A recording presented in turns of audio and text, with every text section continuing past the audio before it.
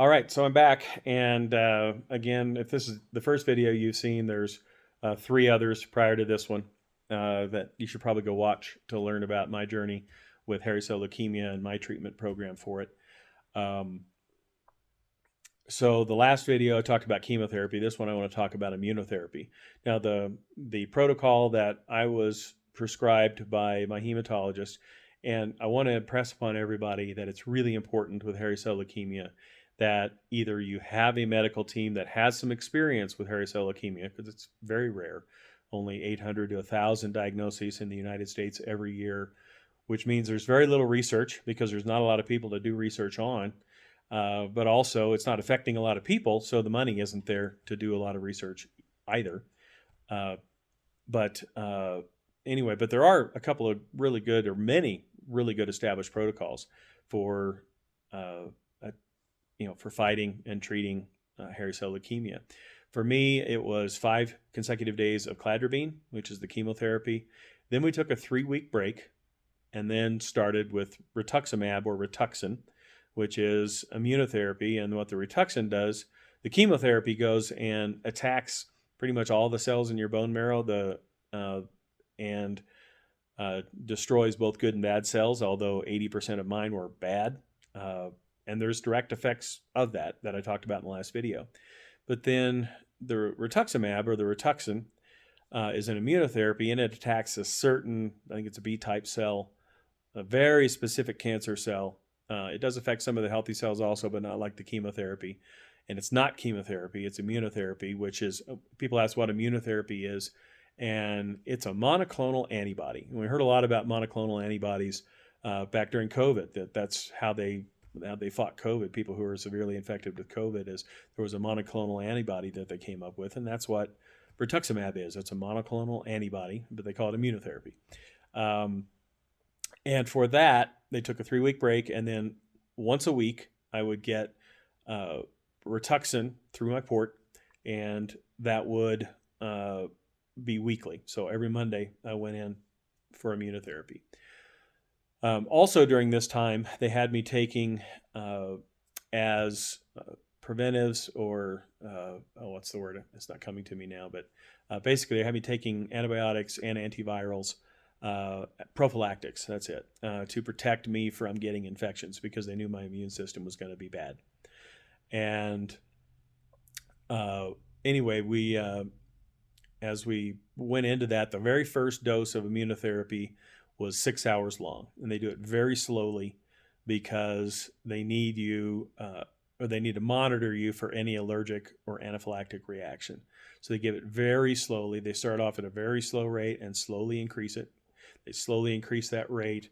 And I did have one reaction during that, which was that my tongue started getting a little numb.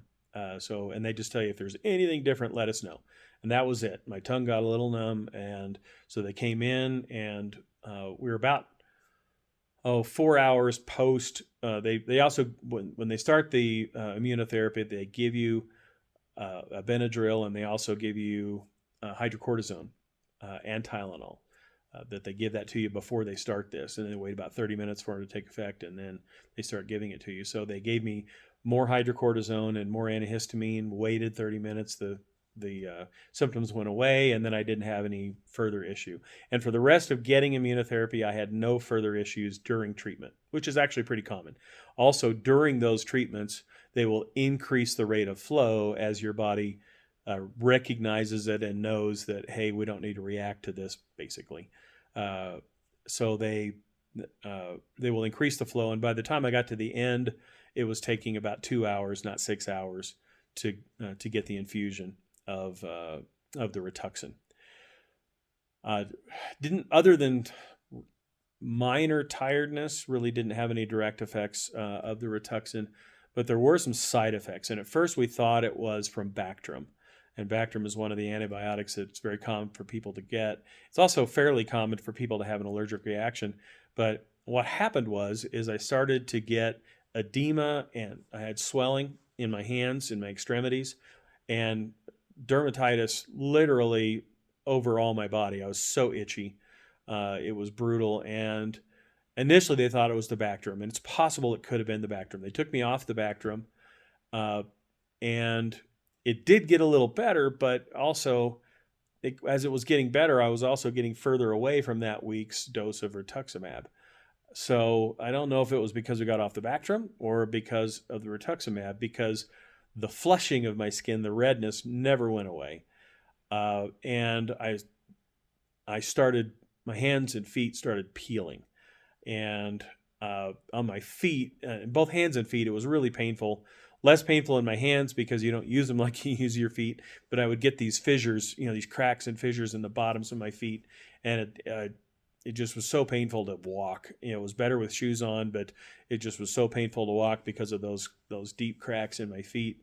And ultimately, they did put me on prednisone, and that helped. Prednisone helped, and it didn't go away completely, but it did help with both the dry skin and with the redness and swelling, because prednisone is an anti-inflammatory, so it did help with that.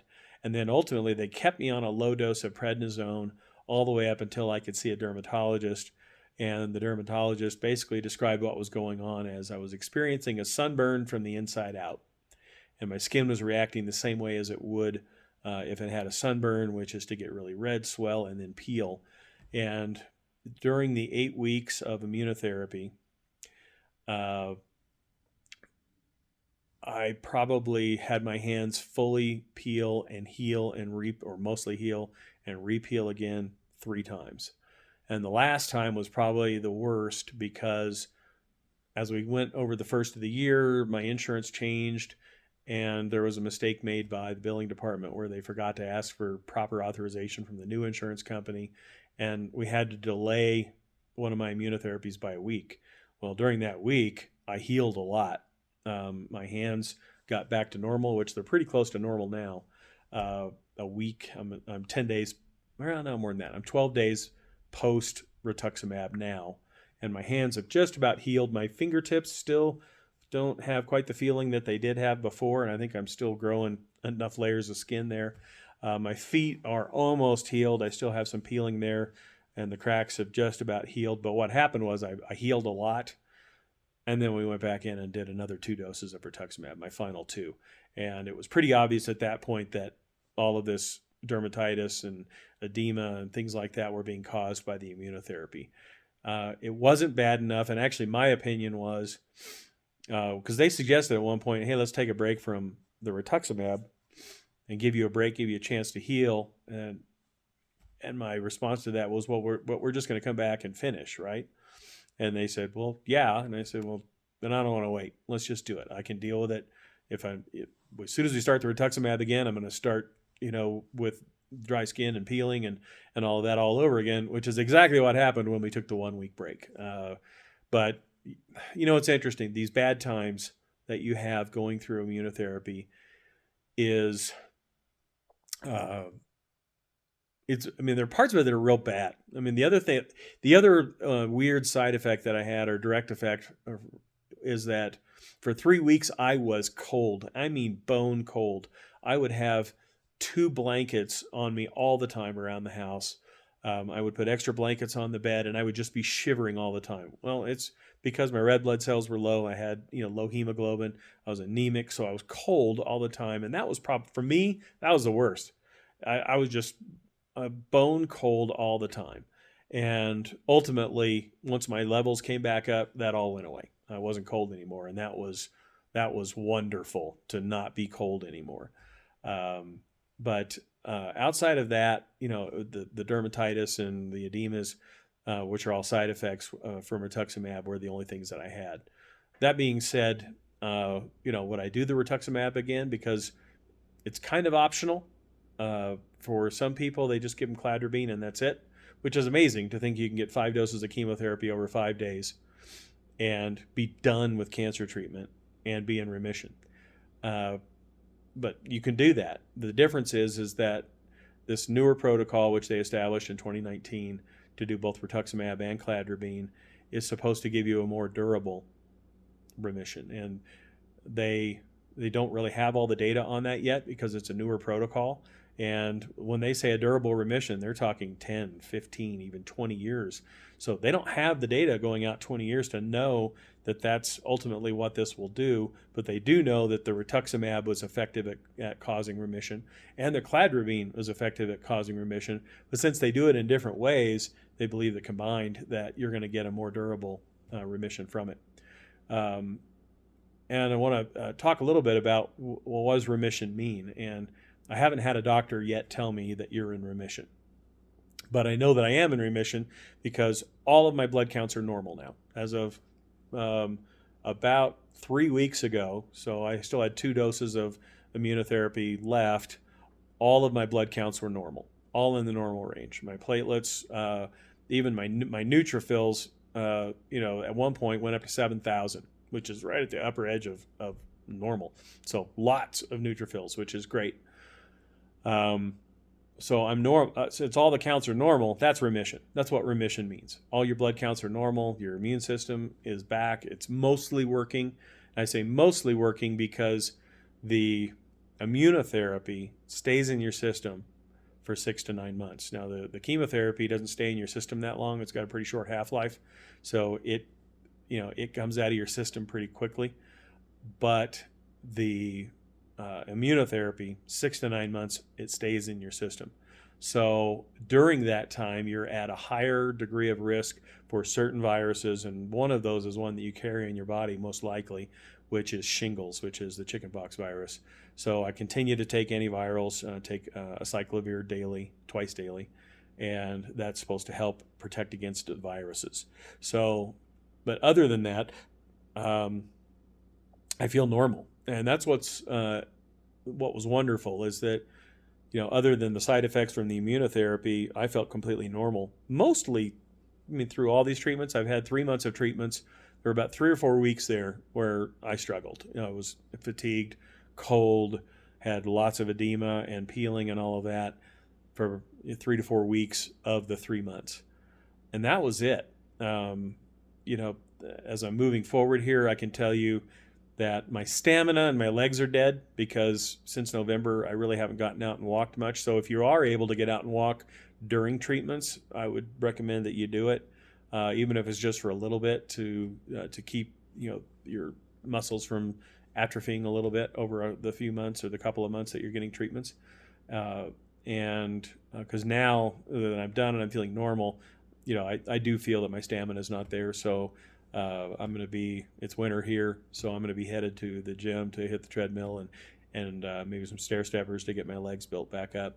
But other than that, I feel completely normal. And I guess that is in some ways the blessing. I tell people often, when I tell them, hey, that I have leukemia, but I finished all my treatments or was close to finishing treatments and felt normal, is people react immediately. They're like, oh my God, that you have cancer, and it's almost like immediately there's this, and I get it because I was the same way, and in some ways I am the same way, which is you hear somebody has cancer and you just think, oh my God, the worst, and you kind of pull back a little bit because you don't know what to say. And I immediately say, no, hey, I'm great, I'm fine, I feel great, and I tell them, and I'm lucky, I'm really lucky. And that kind of confuses them because, like, what do you mean you feel lucky? And well, I'm lucky because hairy cell leukemia, even though it's very rare and even though there's very little research going on, just because they can't, it's treatable. It's very treatable. And my hematologist told me if you had to put your hand in and a grab bag full of cancers, because this is a pretty good one to pull out. So I can't cure it, but I can treat it. Because we can control it, and you can go into long-term remissions, and then when you come back to be treated again, so then you got the gift of time. He goes, first off, the time where you lived a normal life, because you're completely normal, even though you still do have cancer. But you get the gift of time, not only that you had a long period of remission, but also as you get the 6 or 10 years where what research is being done, there may be some newer protocols. And even if there aren't new protocols, new drugs that come about, they can treat you again using the same protocols or similar protocols. There are some newer ones out there that people are using, and I don't know the names of them, that some doctors are using to treat hairy cell leukemia. But this frontline approach of cladribine and rituximab or Rituxan is very effective. And coming back, if you come out of remission and you have a relapse, they do it again. And I'm confident, having gone through it now, if we got to do it again, fine. It's 3 months of treatment, and some of that treatment can be hard. And I've heard from some other people, and I'm on the forums on Facebook. There's a great hairy cell leukemia forum on Facebook where some people talk about where they get hospitalized for weeks because of neutropenic fevers or because they actually got an infection. That's the big risk, is that when your immune system is so low that you get sick. I never got sick, thank God. I did have pneumonia back before I got diagnosed, and I got pneumonia because I have hairy cell leukemia, but nobody knew that then. So anyway, I guess my big points now for where I'm at now as I'm moving in. And by the way, you may ask, what's next? Well, in a few weeks, 6 weeks or so, I'll get another blood test just to check and see where my levels are, and we anticipate they'll be normal. And then in April or May, 6 months after completing cladribine, they'll want to do another bone marrow biopsy to basically stage the remission. And what they're looking for is there any detectable disease or not. If it's not, then they expect a long and durable remission. And if there's some, then they expect it could be less. But frankly, I have a friend whose mother has hairy cell leukemia, was diagnosed in 1997, got just cladribine as a treatment. Although back then, she had cladribine, and then they did a bone marrow biopsy a couple months later, saw some remaining disease. They did cladribine again immediately for her, and did another bone marrow biopsy, and she still had a tiny little bit remaining, but it was detectable, but a very low amount. But she's never relapsed. And that was from 1997, so she's gone 25 plus years without relapsing just from cladribine. So that's why I feel lucky. I feel lucky because this is treatable. I have family members and friends. We just saw Toby Keith passed away this week from stomach cancer. There are much worse cancers to have. I'm lucky that I can tell my story. I'm lucky that I get to live and continue to live with my wife of 31 years. And I'm going to be around for my boys who are young adults now. I get to be around and see my grandkids. And what a blessing this is. What a blessing it is to have good doctors, to have good therapies, and what a blessing it is to have good friends and good support. I also know people that, when they tell people they have cancer, that people withdraw from them. And that didn't happen with me. I have amazing friends and family. There was never a time when I couldn't pick up the phone and call somebody. There's never a time that I couldn't get a ride to Denver, and for a friend to drop everything and say, yeah, I'll take you tomorrow to Denver. And I'll spend the day while you get chemotherapy, or I'll spend the day while you get immunotherapy. Don't be afraid to reach out to people. People really do want to help. They just don't know how to help. So you have to help them. Help them to know how to help. We didn't need people to bring us meals, although they did bring us some. What I needed, frankly, was I needed people to talk to, people that weren't my wife, so I could discuss my fears, could discuss, what's going on. I have a good friend of mine who has lung cancer that he's had for, I think, 5 or 7 years, still taking oral chemotherapy daily, I think. But he went through some very difficult times, surgeries and all of that, and being able to talk with him just about the experience of going through chemo, even though the type of cancer he has is much more serious than what I have with this leukemia. But he was there for me. So reach out to people, talk to people. They want to talk. Some of them will be afraid to, but just put them at ease. That's on you to help make them feel comfortable about talking with you about cancer, about just how you're feeling. I'm also blessed with one other thing, and I'm blessed with great mental health. I approach this with a lot of humor. I had my joke of the week all the time. At first, it was that when I had no side effects or direct effects from chemotherapy, I was saying, my joke was that cancer was very inconvenient for my schedule because I had to go 1 day a week up to Denver, and it was messing up my schedule. Then after that, there were other jokes, and those are the things that keep you going.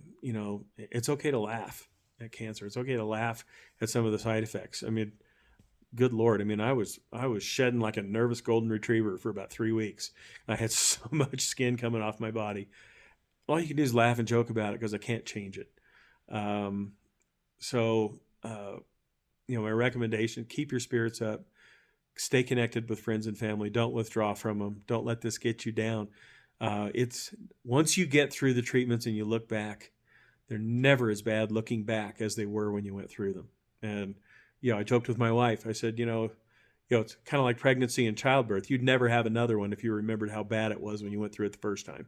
And that's how it was with this cancer treatment. Is what? I'm just finished this week, and looking back, it wasn't that bad. I can do it again. So for all of you out there that are just starting into your journey, or have a friend or a family member that is going to go through this journey, it's going to be okay. There's good protocols. There's good treatments.